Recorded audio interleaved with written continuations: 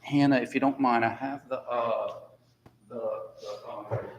do you call it, the overhead projector up. And so this one I thought was brilliant for the radio on the joint, but she'll also tell everybody, are you okay? Tell everybody the name of the app. Awesome. She'll tell you the name of the app. Maybe some of you have it, maybe some of you don't. And maybe getting it might help us to see in 3 dimensions some of the things that are limited by 2-dimensional pictures. All right. The floor is all yours. So it's a version of Visible Body. It's under Visible Body Suite under the App Store. It's an iOS app, so I'm not sure if it would work for something else. But it's under muscles and kinesiology, and you can search for pretty much any muscle. And like that one shows the biceps and how it pulls on the radial tuberosity. And you can like move it back and forth. I'm using this little thing to move it. And then with muscles, you can like see it lengthening and shortening. So it's really helpful to be able to picture it. Thank you.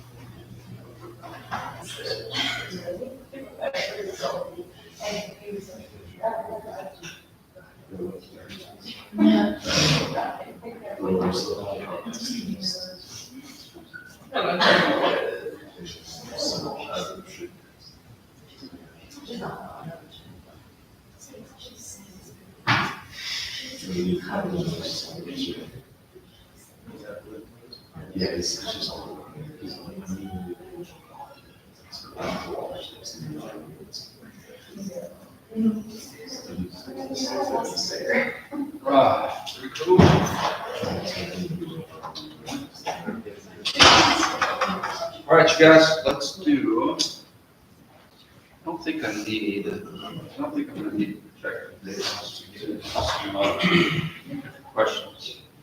So let's do some, I'm hoping that we can all get elbow flexor questions and elbow extensor questions. Okay, so let's do some radial on the joint stuff that's going to involve that dreaded midway muscle that I'm trying us to get us to understand. A muscle that can switch function based on your position of the joint.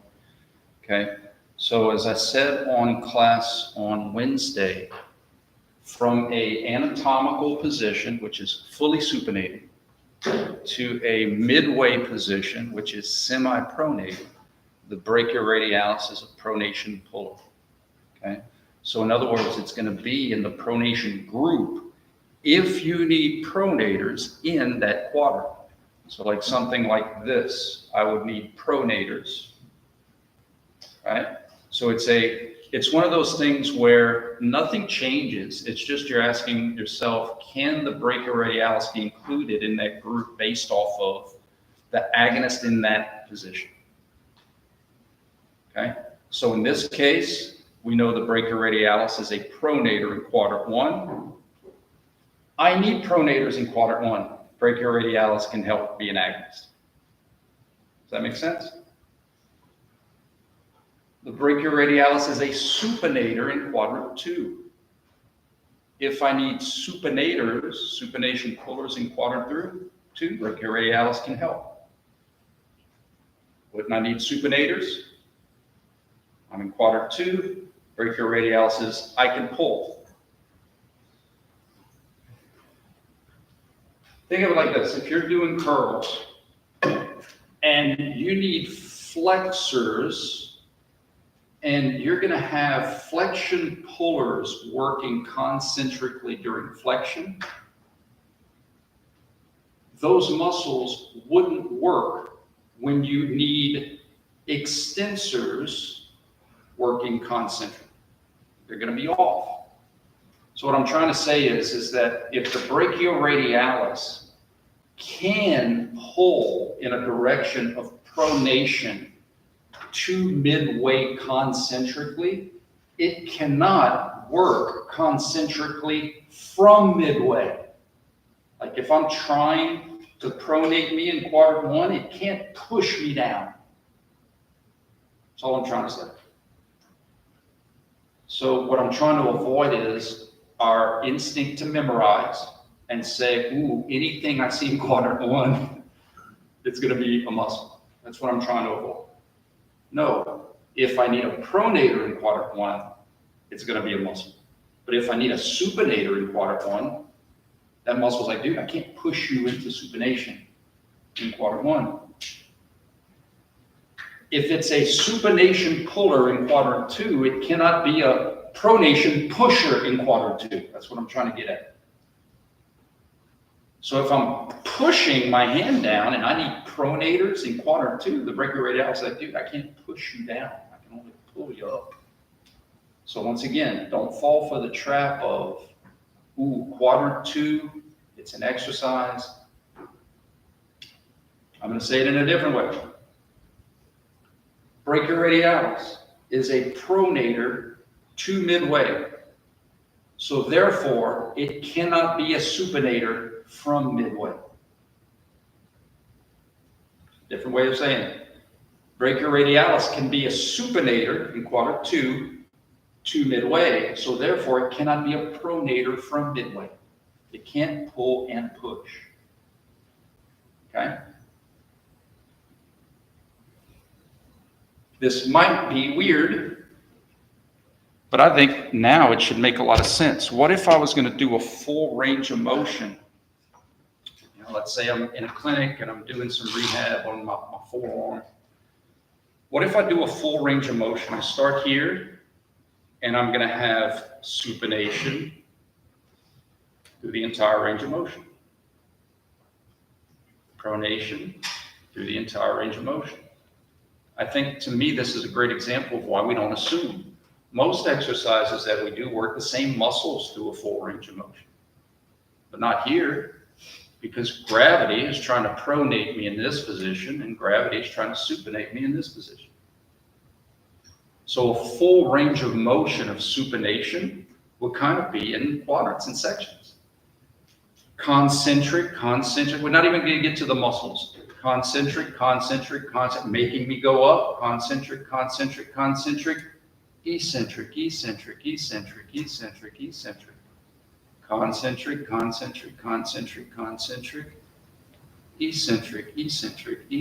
eccentric. Supinators, supinators, supinators, supinators, supinators.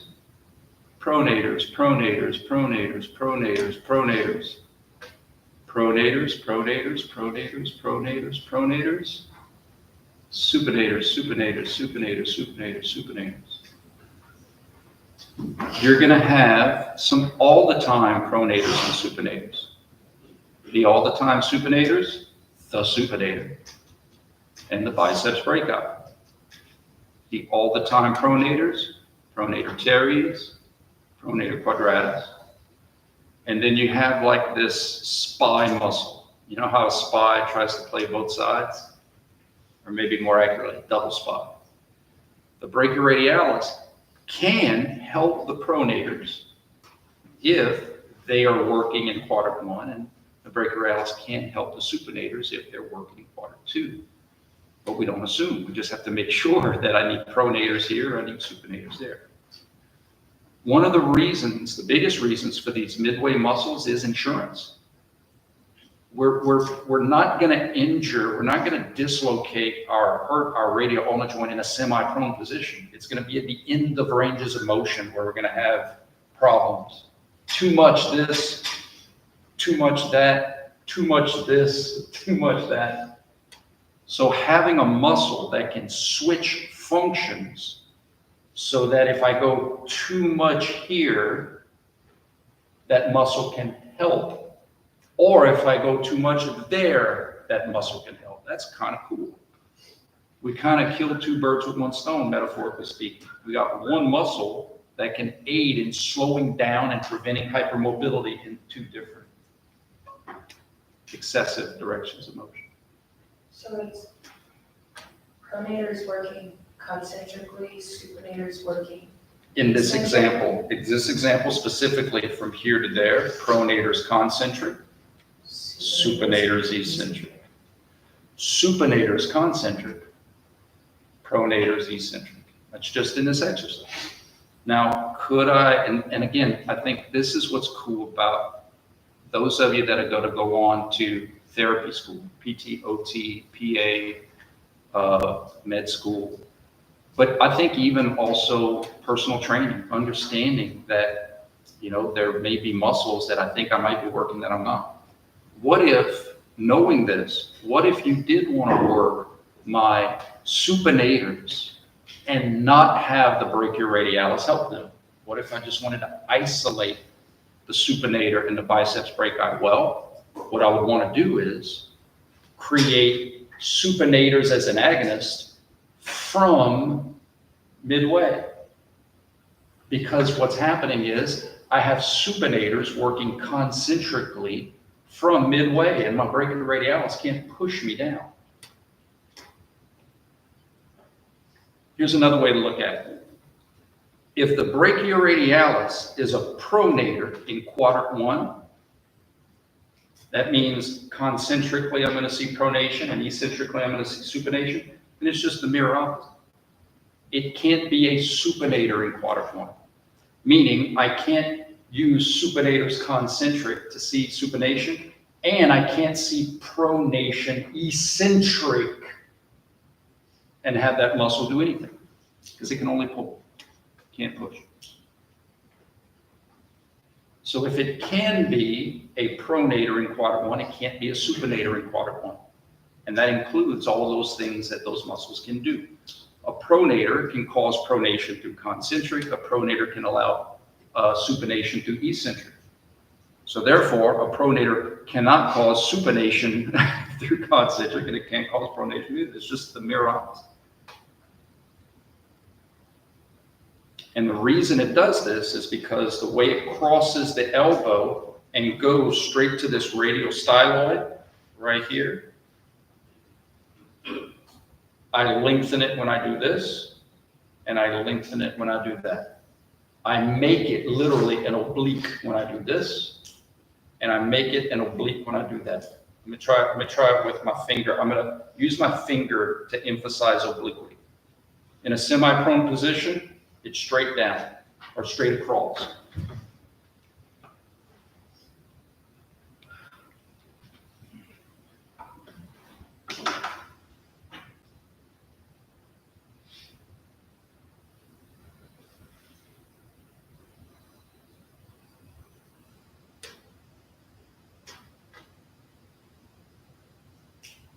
Can you see him?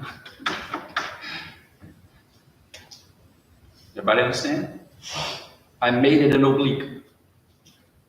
Now it's a rectus. I made it an oblique.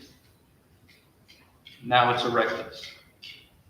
Just an analogy from muscles we've had before. Okay. All right, so let me ask you this. What if? Marbles, what if?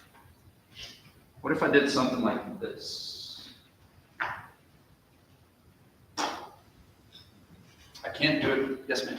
Before you move on, can you say again, it was supination concentric, and then from quadrant 2 to like the midway point, and then, Are you asking me in terms of this example? yes. Good. So Okay. repeat that example. Sure.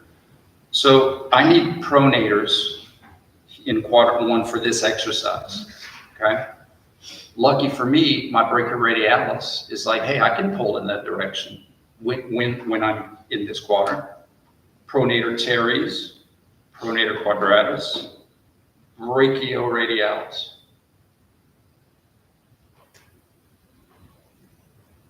Pulling me, making me come up, letting me go down. Same muscles, different contractions, different motions.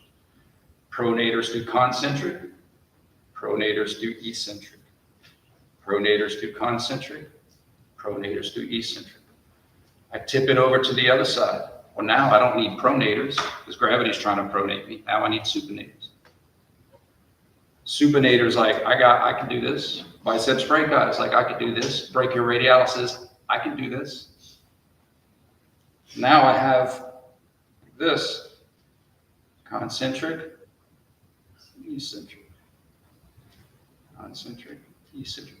What the brachioradialis can't do is try to pronate me or supinate me when I'm here. Because when I'm here, it's just straight. It's straight down, it's straight across. There's no angle. There's no rotational pull. When I'm here, it's just straight there. I have to be rotated for it to try to pull me back. Make sense? So the brachioradialis can just help with the supination, right? The brachioradialis can be an agonist in supination to midway when I need supinators. Because once I get to midway, once I get to a semi-prone position, it can't push me down. The only thing the brachioradialis can do here is try to pull me into flexion, which it was doing anyway. It's a flexor pronator in quadrant 1, and it's a flexor supinator in quadrant 2. Make sense? Gotta work on it. I know stuff. Let me ask you this.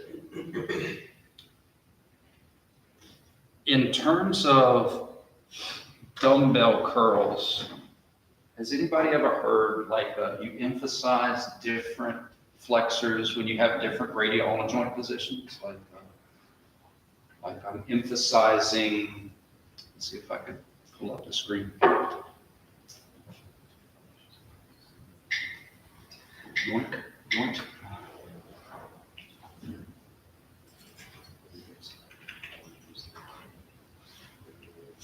Okay, so what are the three main types? What are the three main types of dumbbell curls that you may see in exercise? You may see kind of fully supinated. You may see fully prone, and then you may see hammer curls, which is a semi-prone position. True. Okay. The reason that you emphasize certain muscles in others. Again? I was like, man, I hope I didn't see this. Joe, absolutely. Nice to meet you. Yeah, absolutely. I just want to make sure I didn't miss. I'm a pioneer of fashion. Okay. All right, guys. I'm Rick. When I first got here, I was like, I can't use pants and walk and move around. Well, see, all of it, they have, man, I thought I missed an email. They have a candidate in interview for the department head job. So I was like, oh gosh, did I forget? I forgot we were supposed to be another one. All right, you guys, let's look at these variations and talk about why certain muscles might be emphasized. Because that was a question Swan had about emphasizing certain muscles, and I think a couple of you had that question. How do we isolate? How do we emphasize? And there's a couple of different ways. One of them we talked about was length tension, right? Slacking and shortening.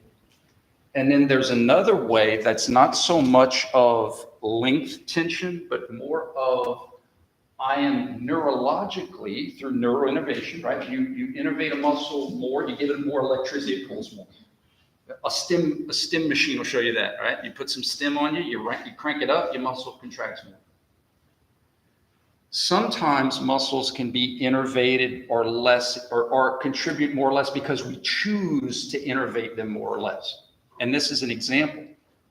Because remember how I said in class, I can't take 50-pound dumbbells and do these movements, but I could take 55-pound dumbbells and do this motion. The rotational thing, because there's no linear work involved, is a lot easier than the general motion thing.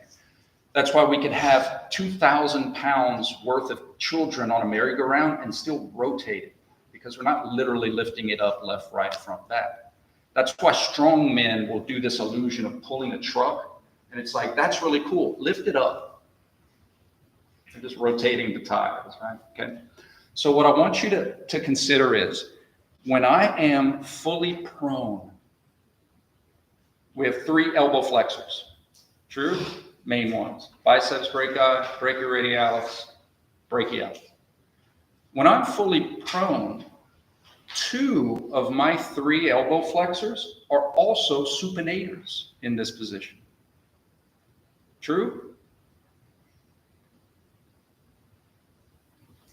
In a fully prone position, 2 of my 3 flexors also are supination pullers. Biceps brachii is a supination puller, and my brachioradialis in that position is a supination puller. In addition, in this position, you already have these dumbbells that are kind of counterbalancing each other. It does not take a lot of supination force to make those dumbbells do this. Unlike the back, where I kind of had all the mass on one side, if I'm here, that doesn't take a lot to do this, okay? So think about it. If I'm using flexors and I do not want to supinate, I don't want to pull too much on those flexors because this could easily happen. I'm going to lessen my innervation to the flexor supinators. It's going to be a neural issue. Heck, when I'm pronated, my biceps brachii is longer. But because I may not want this movement, I'm going to lessen its innervation. And there's one muscle that's like, I don't give a care about supination. I only pull in the direction of flexion. And that's the brachialis. Remember that one? The one that's tugging on the ulna? So that's actually why this type of exercise, when I'm fully prone, would emphasize the brachialis, because the brachialis is like, I don't have to care about any secondary radial joint function. I can yank as hard as I want, and it doesn't matter. And the other 2 muscles are like, man, I can't pull too much or I'm going to have this unwanted motion at the radial joint. That make sense? Okay, let's go to scenario 2. But there's still those other 2 muscles are still antagonists in that. Sure. It's just more emphasized. That's all I'm saying. They're not off. It's just, and I'm not going to ask this on the test, but they can only pull as much as my neutralizer muscles. My pronators would actually be working because they're trying to counter my flexors trying to supinate. That's what a neutralizer is.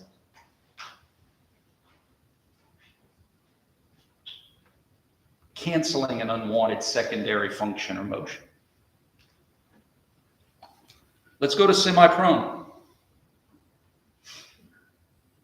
Biceps brachii is still trying to supinate me. True? But the brachioradialis isn't. Brachioradialis is, oh, dude, brachialis, now I know what you're feeling.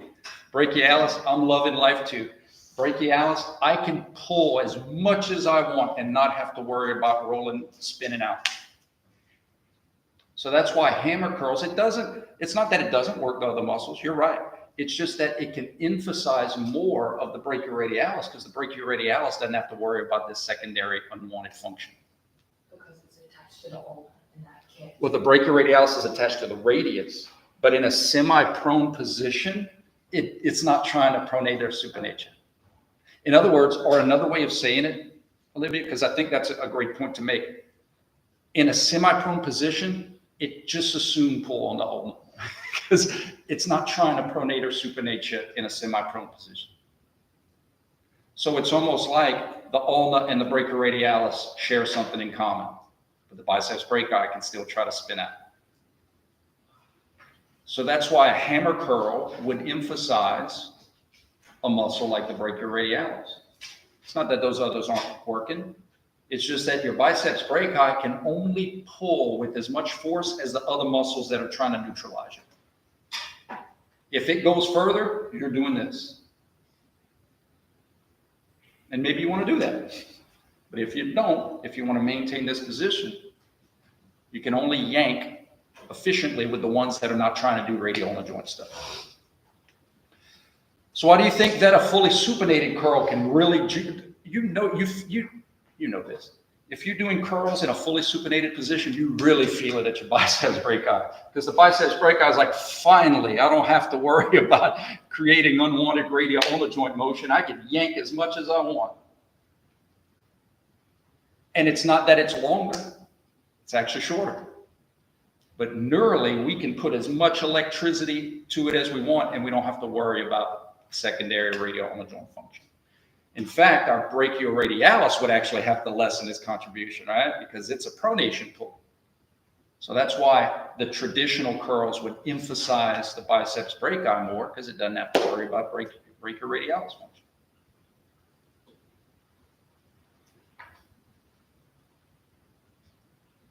I'm telling you this, or I'm trying to teach you this, is because this is common in exercise, right? Emphasizing.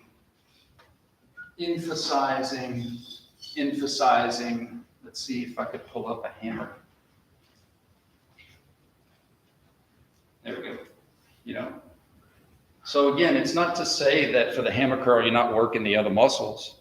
It's just that brachioradialis can yank as much as it wants and not have to worry about a distraction or a distractive secondary function or motion.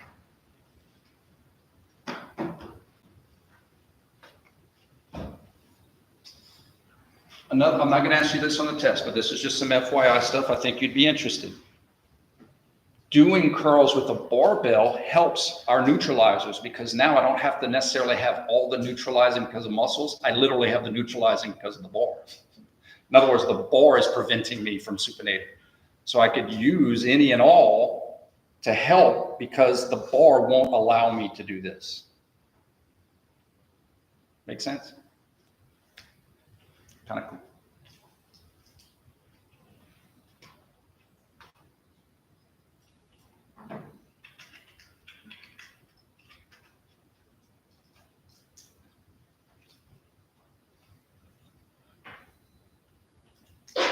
Bless you.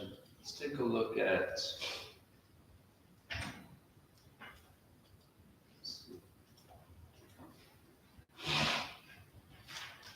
Okay, take a look at this. So bottom left, can you see the hammer? Okay. Copy. Paste. Watch this. This is the greatest extent of my tech savviness. Tech savviness didn't come through. Yoink. Yoink.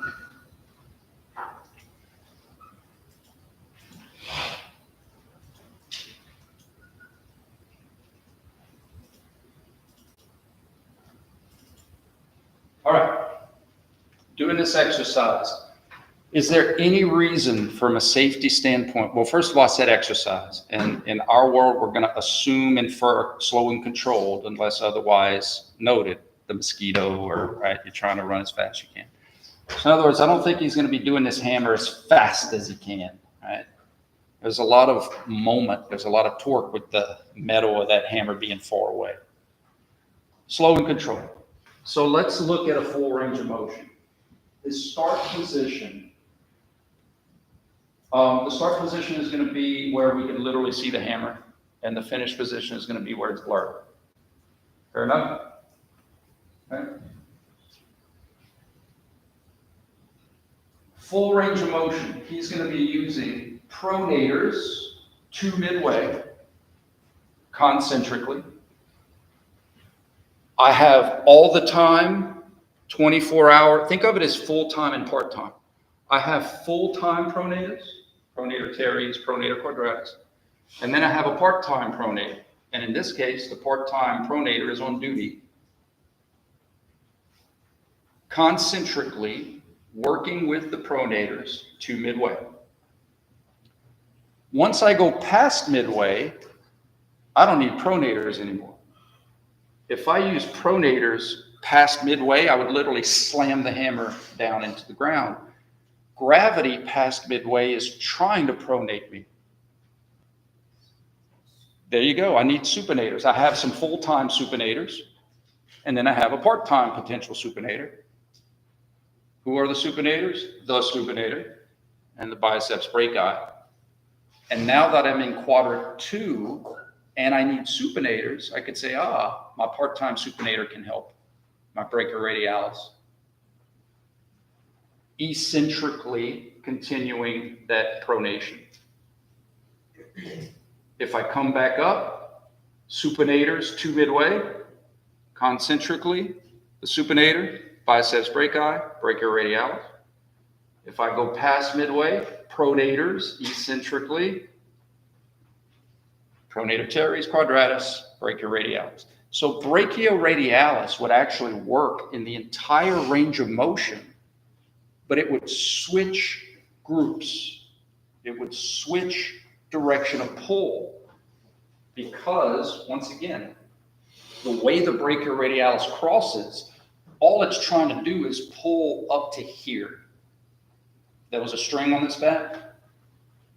So if I'm tipped this way, the string could pull me this way. If I'm tipped that way, the string could pull me this way. It's still, like, think of it like this. Globally, it's still pulling the same way.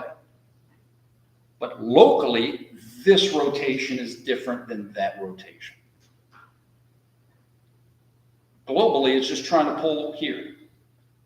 But a pronation pull and a supination pull are different local motions of pull. Okay? Now, I'll give you one last crazy example, just for, not saying you do this, maybe you do this in the clinic, you just wouldn't use something that has a large moment of inertia. But let's say I rotated this bat around and I did something like this, where I went as fast as I could. Like maybe I was trying to bang the table through an exercise, right? You have like a foam setting, and it would have to be probably something light. The real risk of danger is if your muscles had to slow you down. If you're banging on something and it slows you down, not as bad. So imagine I did this full range of motion of pronation as fast as I could. It would make sense that I would have concentric contraction the entire time. My pronators would be working the entire time. Brachioradialis is, dude, I can get you going through the hardest part of getting that momentum going. When we move furniture, isn't the hardest part getting it going, not keeping it going? Keeping it going is not as tough. So brachioradialis is like, dude, I can get you going, but once we get to the border, I can't push you across. So what would take the place of that? Nothing. But what's cool is you don't need anything to take the replace because you already got the motion going. Right? Like you already have the momentum. So the pronator quadratus and teres is like, thanks, brachioradialis, we can take it from here.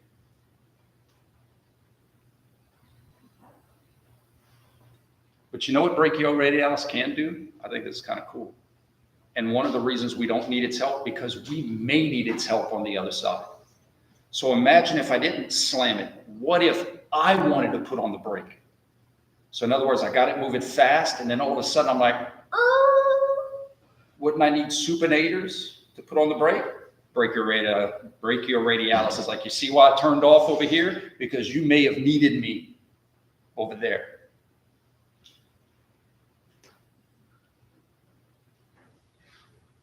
If you didn't have the mat in your hand, would it still be the same? You'd still be using the same motion spread? Whether I did it with a pencil or whether I just did it like this. Once I get past here, pronator teres, pronator quadratus. I don't know if that had a weight that made a difference. It accentuates the example for class. No, doesn't matter.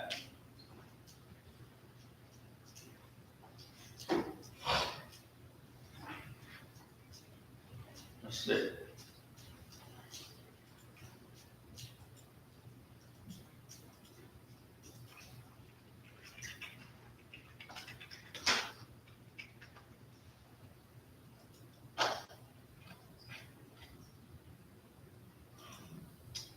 Flexors or extensors?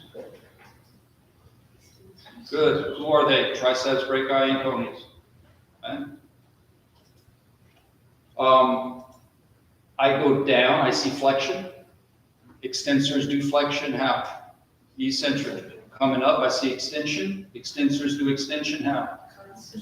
Rinse, wash, repeat. Ooh, here's a good one. I've never seen this one before, which makes me think I should have asked it. Okay, let's be specific. Middle, top. Top, middle. We're working, just for the sake of this exercise example, let's communicate. We're working the muscles of the right radial ulnar joint, so the arm at the bottom. The top hand is an external force. Okay? What agonist, let's just assume it's isometric for the sake of the picture. What agonist would I be using at the right radial ulnar joint? Pronators or supinators? Supinators. We have our full-time supination workers, supinator, biceps, brachii. And then we have the part-time. And this is what's cool. It's like, okay, is the part-time muscle working or not? Can the brachioradialis be a supination puller in a semi-prone position? No. The brachioradialis can't be any radial ulnar joint puller in a semi-prone position. Does that make sense?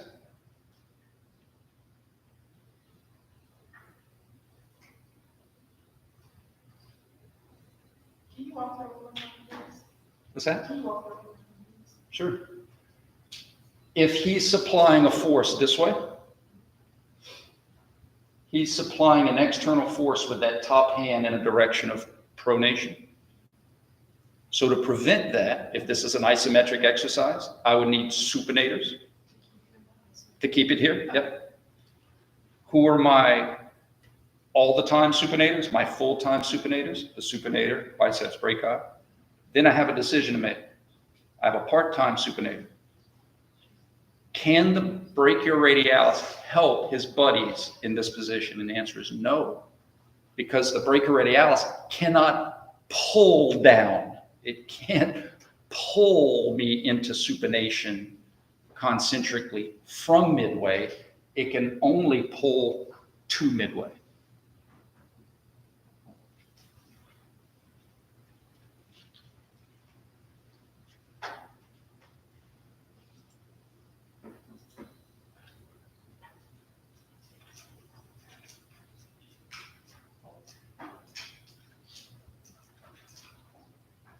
Here we go. There's another one.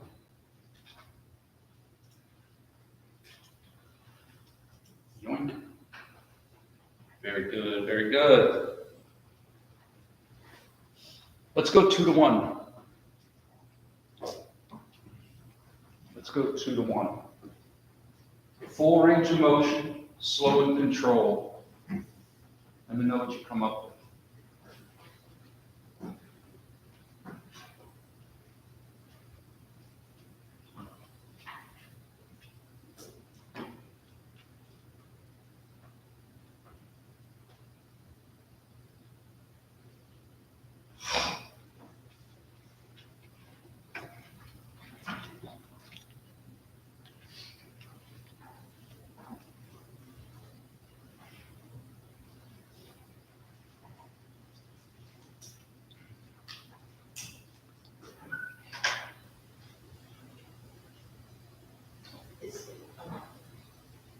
Go ahead. I was gonna, like. Are you going to answer? Okay. All right, what's going to get me halfway there? Pronators. We have our all the time pronators. Pronator teres, pronator quadratus, full-time pronators through concentric contraction. What about my part-time? Would the brachioradialis be able to help these guys? Yeah. Because we're in quadrant 1, it can be a pronator to midway. The other half of the exercise, I don't need pronators. Now I need supinators because the hammer's trying to pronate me. In other words, the hammer's trying to fall down, just like it was trying to fall down over here. But now I need supinators the other half of the way. I have full-time job supinators, and then I have a part-time job supinator. My full-time job supinator is the supinator in the biceps brachii, and in this case, my brachioradialis can work as a supinator because it's working eccentrically from midway. Let me rephrase that.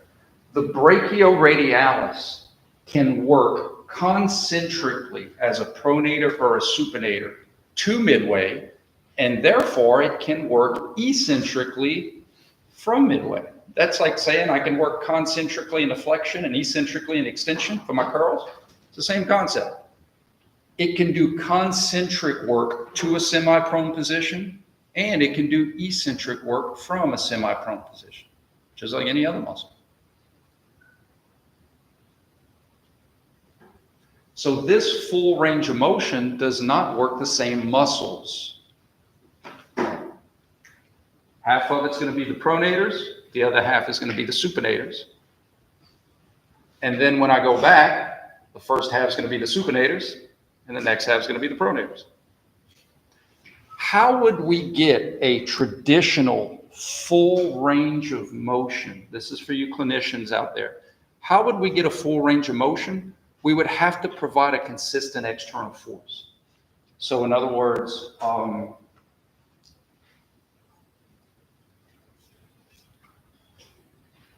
supinator, supinator, supinator, supinator, supinator, supinators, and then when the person gets here, you provide an external force, so that way they can still use supinator, supinator, supinator, supinator, supinator, supinator. And that would allow us to use the same muscle group.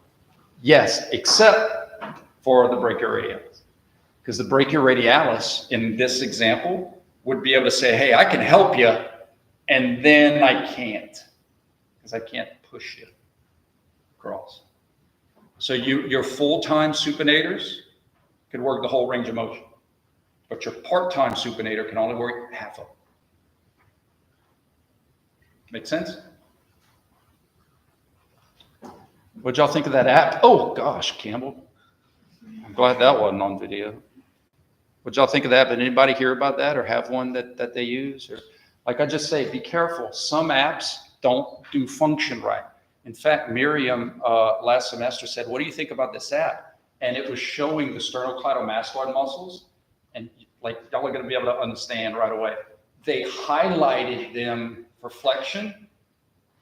And then they highlighted the erector spinae for extension. And I'm like, Miriam, for that, you'd be using the erector spinae the whole time, eccentrically to let you flex and concentrically to let you extend. She's like, oh yeah, sure.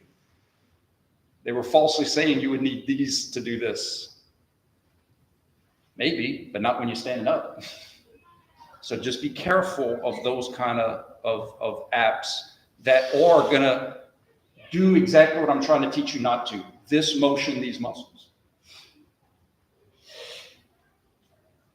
Okay? We're good? All right, guys, y'all have a good weekend. I'm gonna do the shoulder and scapula this weekend, post that to Moodle for you guys to get a head start. However, old lectures are already up. If you want to start watching some old lectures, you know what's cool about muscles? They don't change. You imagine, hey, remember what we thought the bicep did? Boy, were we wrong. No, it's gonna have the same stuff. So if you want to watch ahead, feel free. Y'all have a good weekend.